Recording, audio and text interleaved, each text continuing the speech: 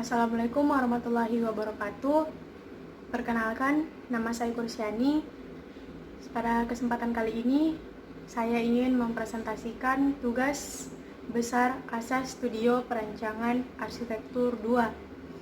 Adapun tugas besar ASPA 2 ini yakni merancang rumah tinggal 2 lantai. Baik, untuk yang pertama, deskripsi ide atau gagasan pendekatan. Untuk gagasan pendekatan, saya mengambil gaya Skandinavian. Skandinavian ini merupakan desain yang bermula dari pameran di Amerika dan Kanada sekitar tahun 1950-an, di mana istilah tersebut memperkenalkan cara orang Skandinavian hidup. Desain yang kemudian berarti hingga saat ini yakni indah, sederhana, bersih, serta terinspirasi dari alam dan iklim utamanya yang mudah diakses dan tersedia untuk semua. Gaya Skandinavian memiliki karakter dengan garis-garis sederhana dan tampilan yang bersih yang terinspirasi dari paduan warna putih dan kayu. Gaya yang menggambarkan suasana outdoor dengan lebih memilih memasang kayu alami dan warna-warna netral daripada warna berani dan menyala. Selanjutnya, konsep pemilihan lokasi. Untuk konsep pemilihan lokasi terdapat kriteria. Adapun kriteria saya yaitu ketersediaan dan kualitas sarana transportasi, kelengkapan dan kualitas sarana publik, adanya pemukiman penduduk, jalan yang memadai, ruang terbuka hijau, dan kualitas lingkungan. Berdasarkan kriteria tersebut, saya memilih lokasi yaitu Kecamatan Sumba Opu. Selanjutnya, konsep pemilihan tapak. Sama seperti konsep pemilihan lokasi, konsep pemilihan tapak juga memiliki kriteria. Yang pertama, kemudahan akses transportasi dan jalanan. Yang kedua, terdapat akses yang baik dengan pusat kota. Yang ketiga, kemudahan akses sarana publik. Yang keempat, pembentukan kawasan hunian. Dan yang terakhir, terletak dalam kota. Berdasarkan kriteria tersebut, saya mengambil lokasi di Jalan M. Daeng Bunga 1, Kelurahan Romangpolong, Kecamatan Sumba Opu, Kabupaten Goa. Selanjutnya, pengolahan tapak. Adapun yang pertama, existing tapak. Data site merupakan luas tapak 150 meter kubik, tanah datar ditumbuhi rumput dengan GSB 8%, KDB 50%, serta KDH 10%. Lokasi tapak sendiri memiliki jalur riol, juga jalur air bersih. Untuk itu, pada output, kondisi awal tapak tetap dipertahankan, juga tetap mempertahankan jalur riol dan air bersih kawasan. Selanjutnya, analisis sirkulasi.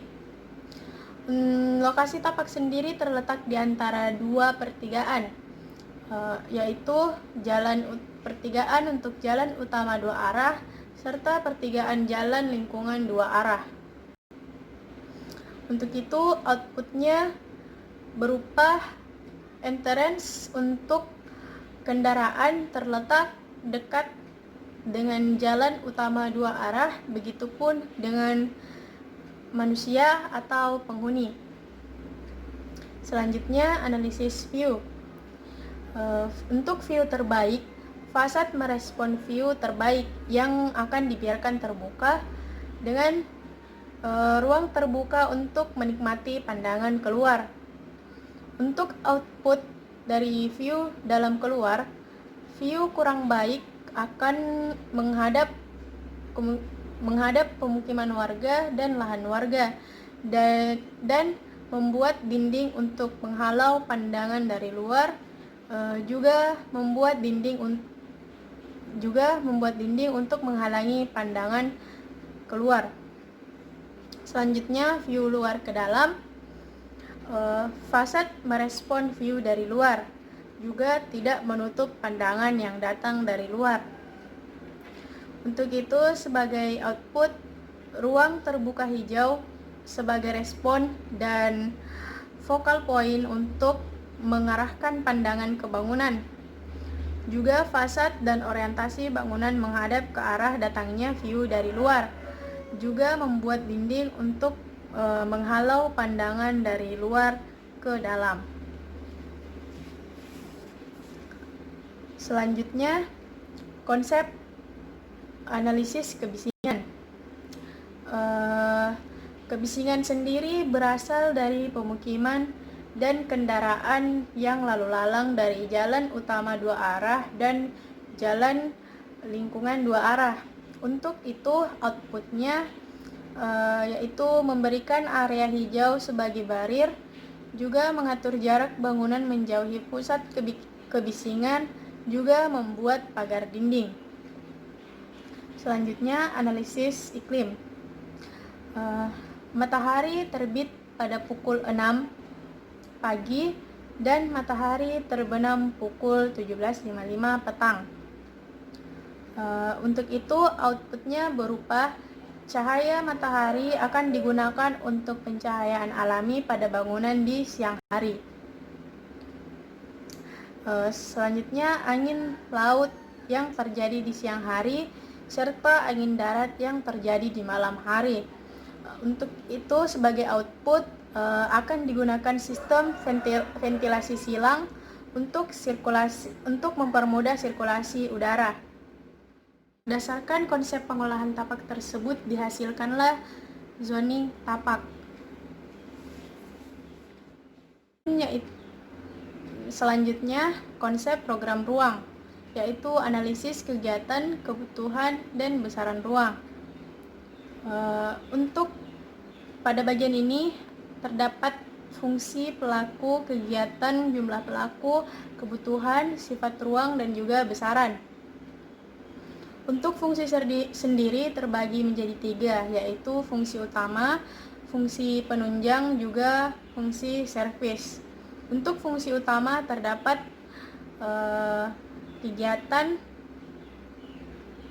Untuk fungsi utama terdapat kamar tidur dengan besaran 12,5 meter kubik, dengan ruang santai keluarga dengan besaran 14 meter kubik, kamar tidur anak ke-1 12,5 meter kubik, kamar tidur anak kedua 12,5 meter kubik, dan kamar tidur anak ketiga 12,5 meter kubik.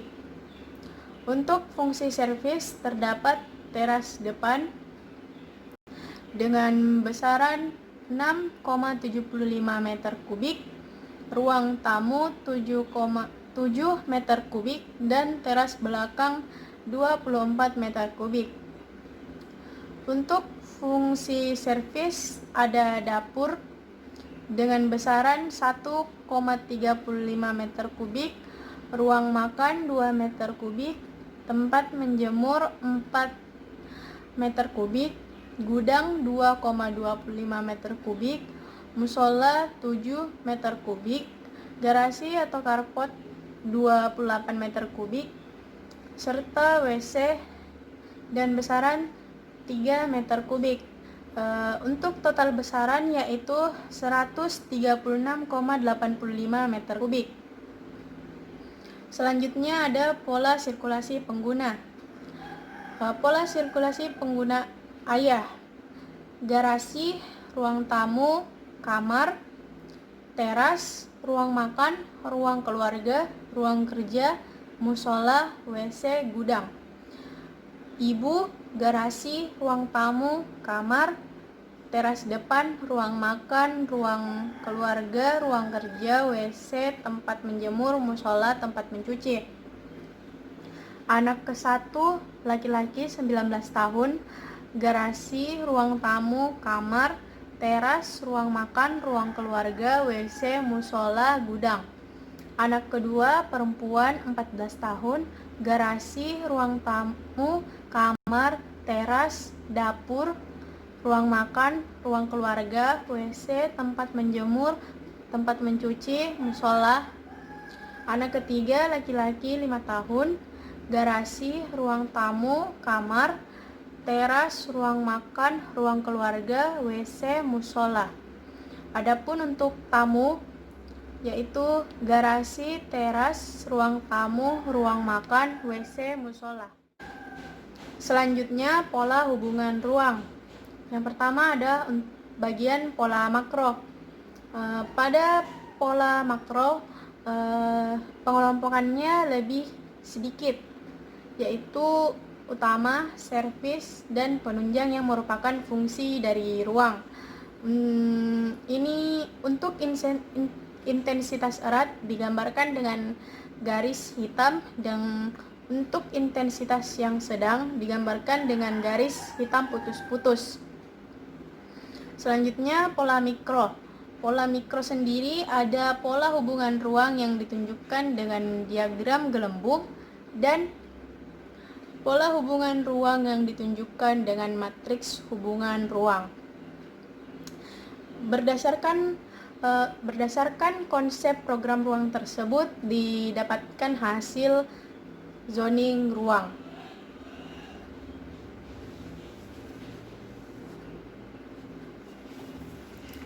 Selanjutnya, konsep bentuk dan penampilan bangunan. Untuk konsep bentuk, yang pertama, bentuk dasar merupakan persegi panjang.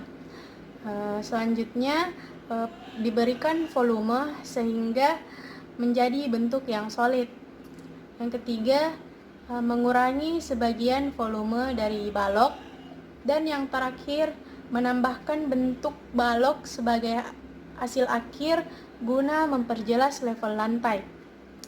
Adapun seperti ini penampilan bangunan.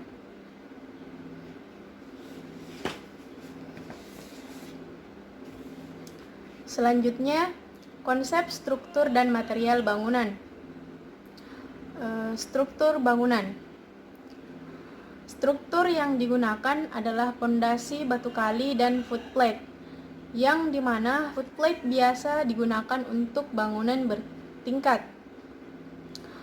Footplate sendiri merupakan beton dan tulangan yang biasa dikenal dengan beton bertulang, di mana tulangan memberikan kekuatan tarik yang tidak dimiliki oleh beton.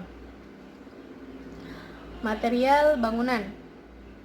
Untuk material atap, digunakan atap bitumen dengan bobot ringan tapi daya tahan tinggi, tahan api, rayap, dan jamur, serta anti korosi, juga peredam suara yang baik. Material dinding yaitu dinding pasangan bata plester archi yang di finishing cat. Penggunaan tinted glass pada jendela karena sanggup menghalangi pandangan dari luar. Pintu dan jendela menggunakan kusen kayu, juga kaca agar dapat memaksimalkan cahaya yang masuk. Selanjutnya, pagar. Penggunaan pagar dan jalusi dari kayu yang dapat meredam suara juga memperlihatkan karakter Skandinavian. Selanjutnya, konsep ruang dalam. Untuk konsep ruang dalam, saya mengambil contoh kamar tidur anak kedua. Adapun elemen atas yang digunakan yaitu plafon PVC yang didesain sederhana dengan motif dan warna yang bersih. Elemen samping yaitu dinding cat berwarna putih yang memberi tampilan sebagai karakter Skandinavian yang bersih, juga jendela kusen kayu yang tergaris sederhana. Untuk elemen bawah menggunakan keramik dengan motif dan warna yang sederhana sehingga memberi kesan bersih dan luas. Setelah membuat konsep-konsep perancangan, selanjutnya membuat gambar skematik. Di skematik yang pertama adalah site plan.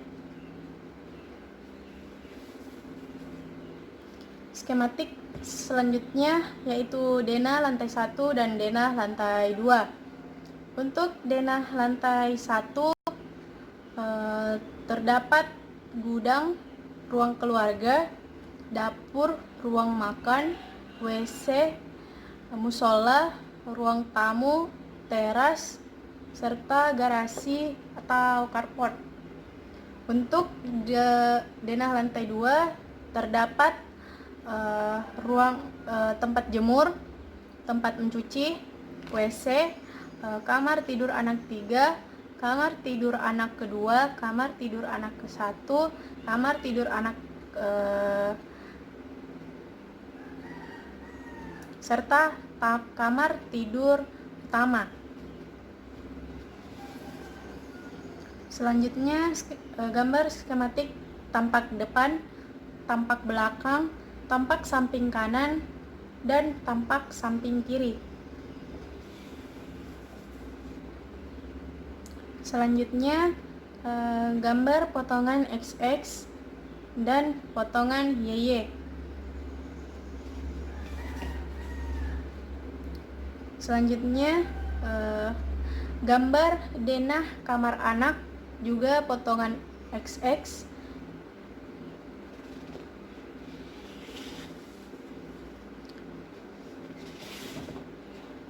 Dan yang terakhir gambar perspektif 2 titik hilang.